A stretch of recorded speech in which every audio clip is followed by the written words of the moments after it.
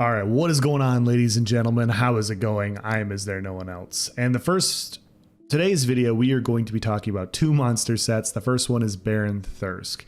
Baron Thirsk is the monster set that when you deal direct damage for 6 seconds, it summons a scamp every 2 seconds, dealing escalating amounts of magic damage to up to 6 people while reducing the ultimate of the people applied by 1 every 1.5 seconds.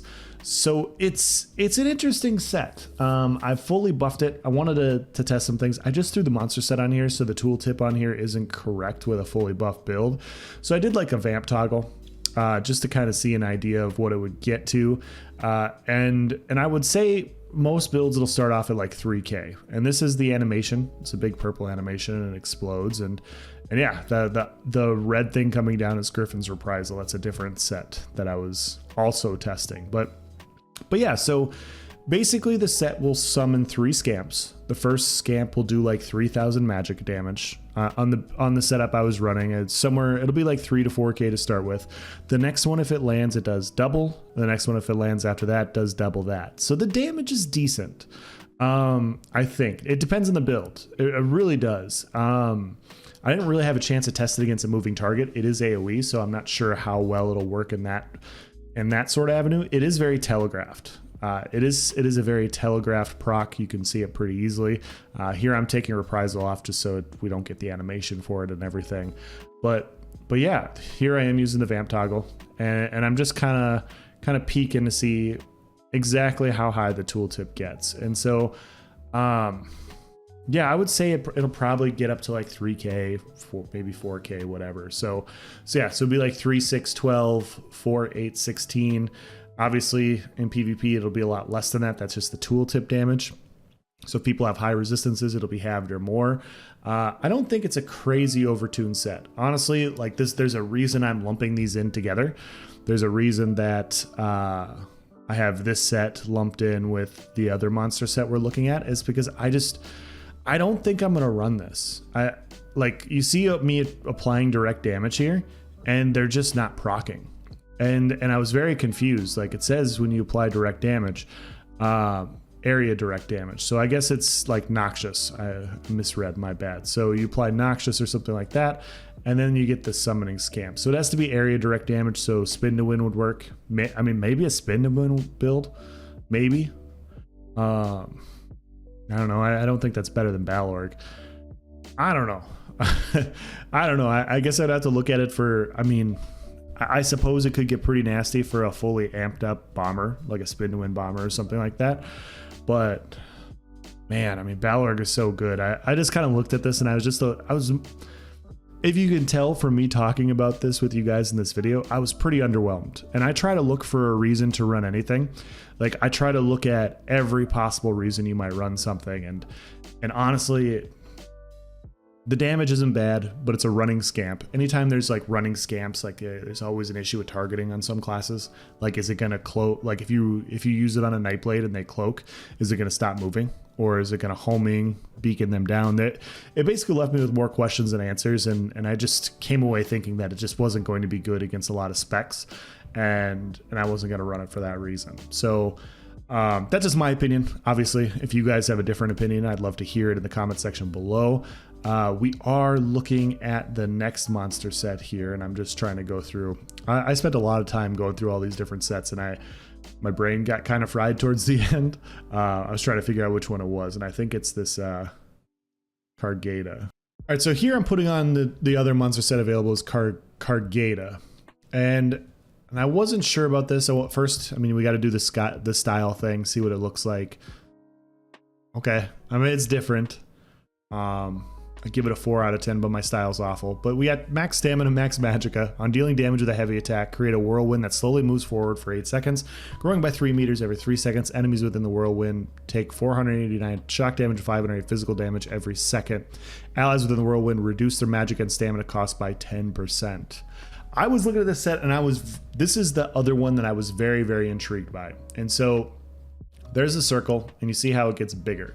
And so it does minimal amounts of damage. Obviously, that tooltip is going to go higher, but still, it's not like a ton of damage. It's nothing to write home about. But the biggest thing about this set is the AoE for it and the fact that everybody in it is going to take 10% reduced cost of their abilities while they're in it. And so you see it happens every 8 seconds. And I was talking to my chat about this set, and I was very like, I was trying to figure out once again how I would run this, what I would use this on. And I don't think the damage is going to be high enough to make it on a damage spec. I mean, the reduced cost, obviously this is going to be one of those things where it's going to be for group play. And somebody brought up a good point that in general, a lot of the healer support monster sets are based off of like proc healing or ultigen or whatever, you know, stuff like that.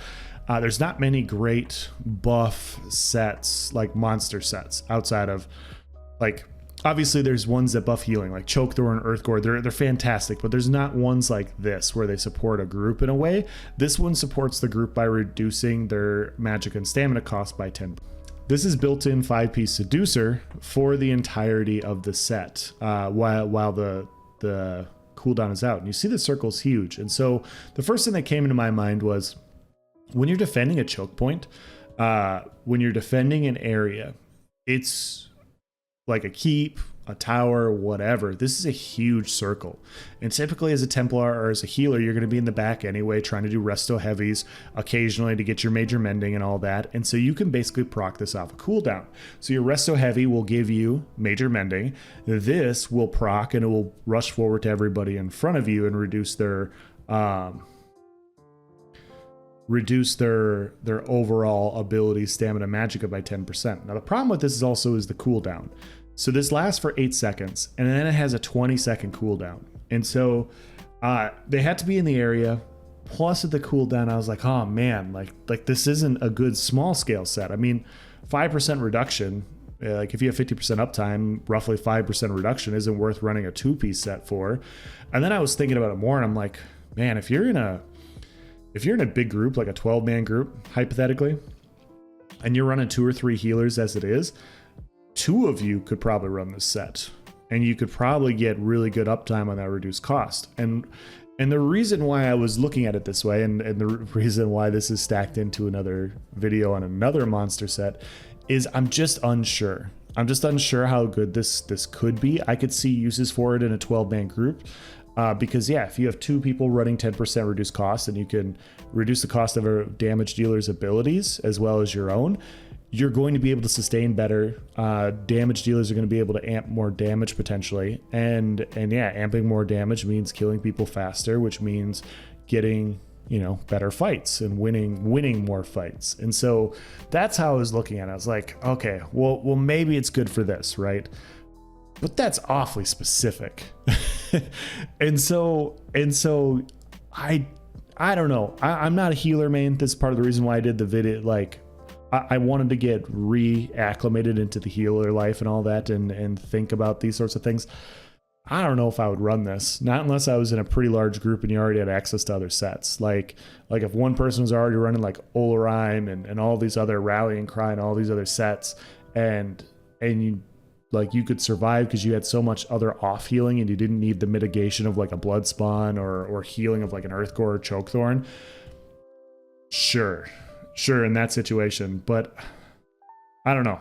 This is one of those sets that just kind of seemed underwhelming to me, but I'm not going to make this video any longer. I did do these 2. It was Baron Thirsk and Cargaeda. Obviously I want to hear your guys' thoughts, especially on Cargaeda, because maybe I'm missing something. I'm not a know-it-all. I don't know everything. I try to look at this as many ways as possible. It's interesting. It piqued my interest, but that was about it. I don't see it. I don't see myself using it, but maybe you can. So I'm gonna end this video here. If you guys have any questions or comments, please provide in the section below and I will do my best to answer it. As always, guys, thank you for watching. Have a nice day.